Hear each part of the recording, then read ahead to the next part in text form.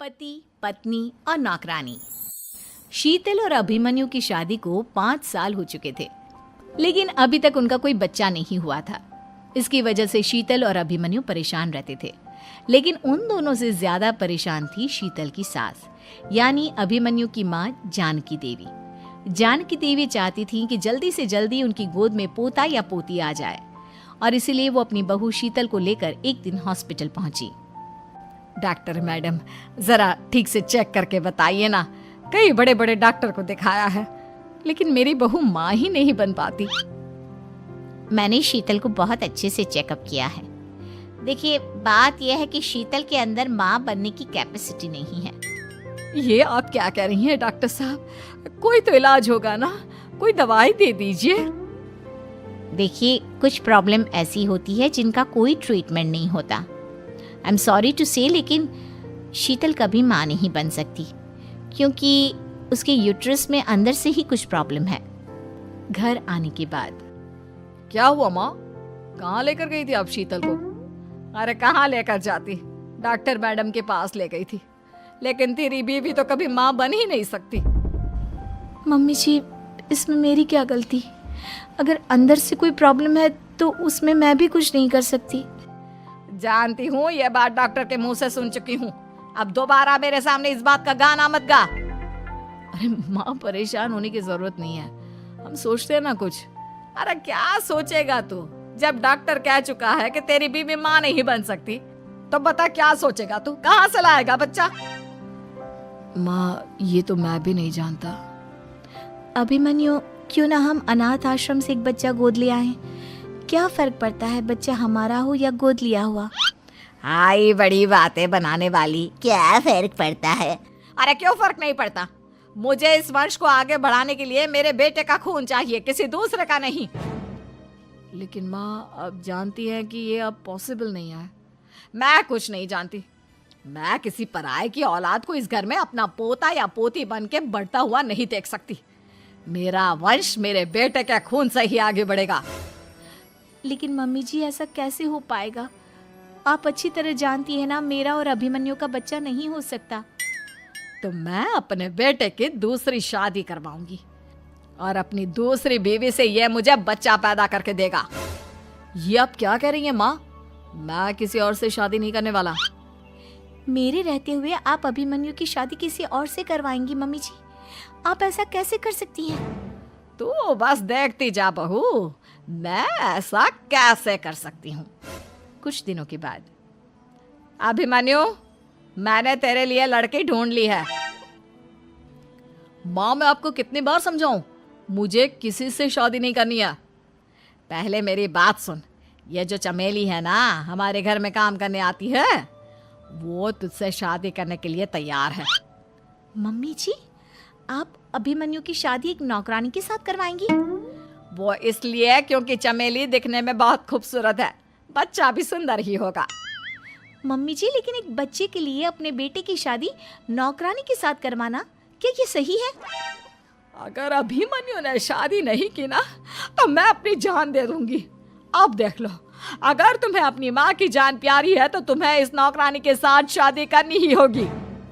इस तरह जानकी देवी अपने बेटे अभिमन्यु की शादी नौकरानी चमेली के साथ करवा देती है। कुछ दिनों के बाद, नौकरानी से मालकिन बन के तो मजा आ गया। अब तो मैं इस घर की मालकिन हूँ। देखो, अपने आप को ज्यादा मालकिन समझने की कोशिश मत करो। एक बार तुम्हारा और अभिमन्यु का बच्चा इस दुनिया में आ जाए, उसके बाद तुम इस घर से हमेशा के लिए चली जाना। अरे जाओ जाओ, किसी और के आगे बातें बनाना। एक बच्चा तो पैदा नहीं कर सकी, बढ़िया आई। जाओ, जाकर मेरे लिए कॉफी बना कर लाओ।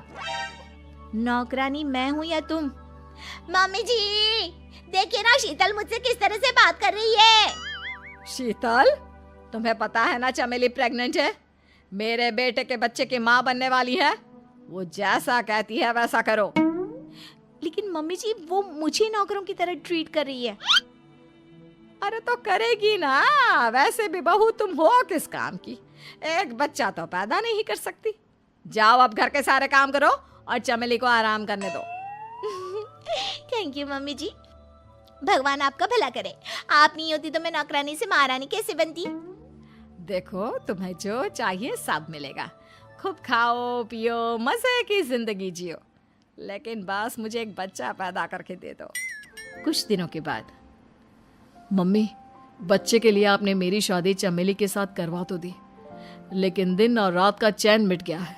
सारा दिन शीतल और चमेली की बहस चलती रहती है। अब शीतल को इस घर में रखने से क्या होगा? मैं तो कहती हूँ उसे घर से निकाल दो, है भी किस काम की। मैं ऐसा नहीं कर सकता माँ, वो मेरी पत्नी है, उससे बहुत प्यार करता हूँ मैं। तुम्हारी पत्नी चमेली है, चमेली, उससे प्यार करो।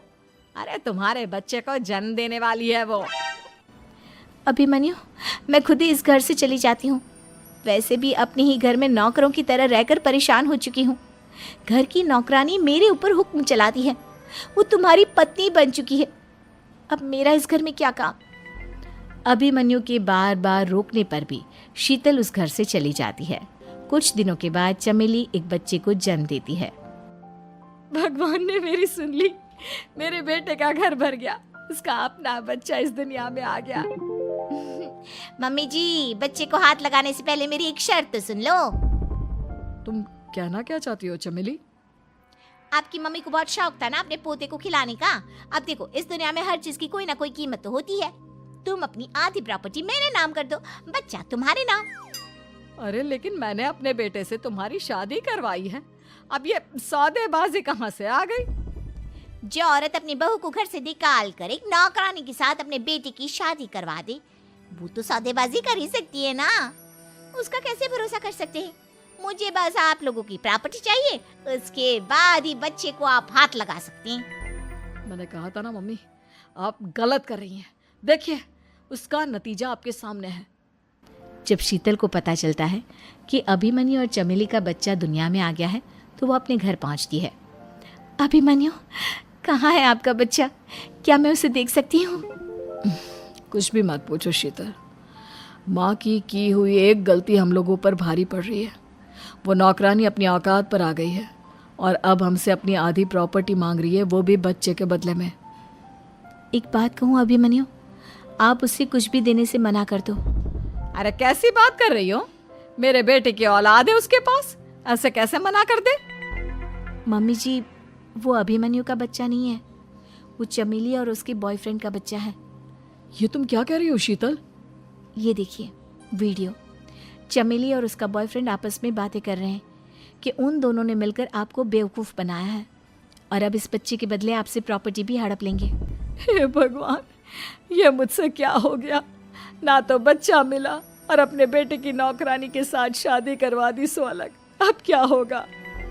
मुझे माफ़ कर दो शीतल, मेरी वजह से तुम्हें बहुत तकलीफ हुई है।